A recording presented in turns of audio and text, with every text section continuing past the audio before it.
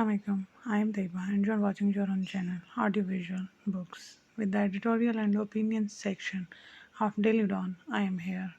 The Wheels Come Off by Asharur Rahman is our today's opinion.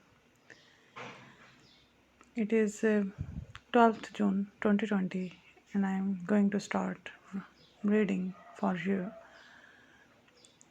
Please subscribe to be updated daily. What COVID 19 has done is that it has allowed various players on stage to speak with a justified lack of empathy from behind the security of the mask. The government had to lead the pack of cold blooded actors. The tradition continues in the able hands of the Prime Minister's advisor on health, but the others are also doing their best to keep emotions out of it.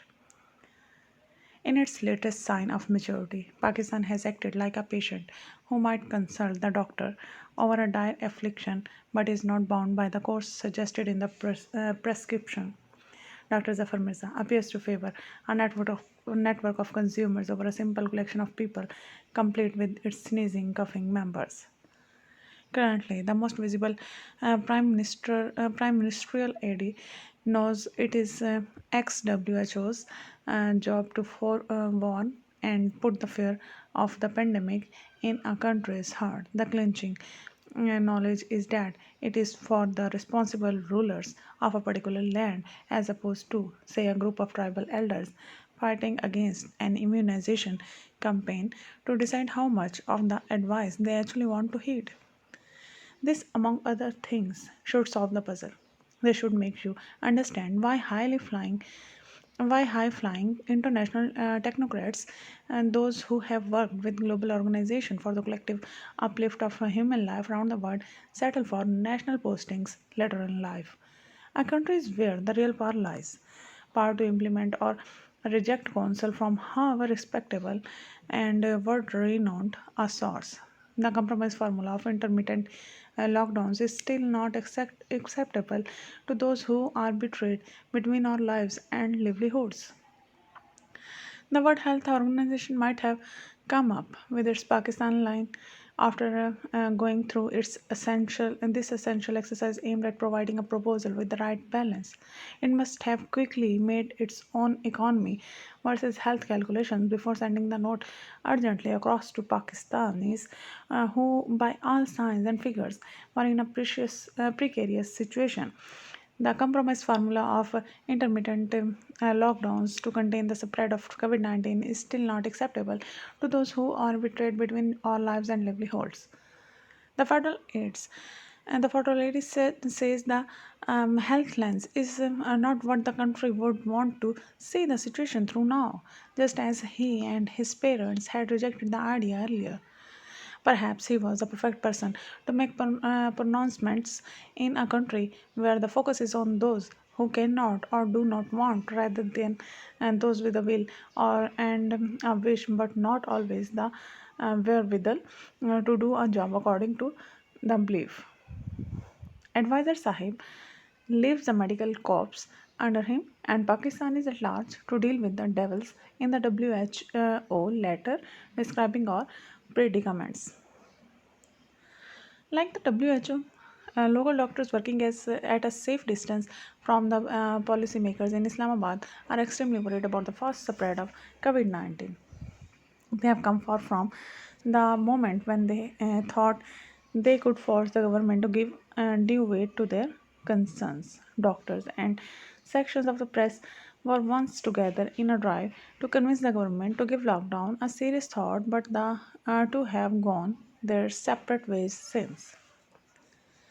Sections of the press may still be inclined to vent their ire on an unresponsive government. They may do it by resorting to vengeful acts, such as comparing Pakistani rulers to their caricatured counterparts in Brazil and Russia and England. The doctors have a more pressing job. They have lives to save. Doctors in hospitals are fighting as foot soldiers, the most expendable variety, followed by security personnel, and law enforcers, and not to be left behind journalists.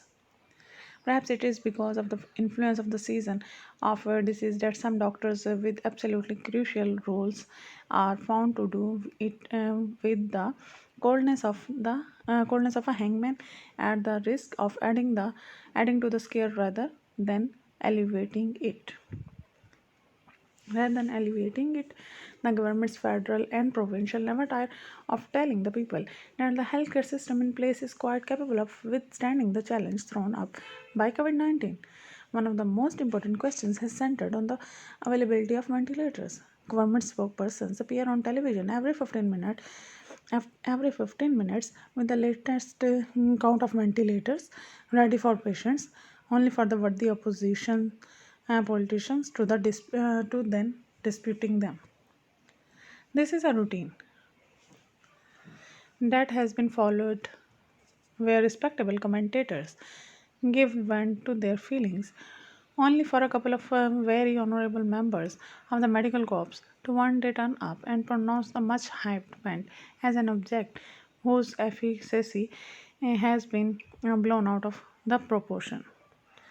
In this eagerness to promote plasma donation by recovered COVID 19 patients, one of the two doctors was more or less guilty of snatching from a seriously ill patient his last ray of hope. It would be giving ugliness a face if his words were to be repeated. Suffice it to say that he crossed all limits in trying to persuade potential donors that plasma therapy was the final cure here. In all likelihood, doctors with their dark proclamations will escape without a rap on their knuckles in this session of wails that tend to conceal all kinds of intents, good or bad, in the popular book.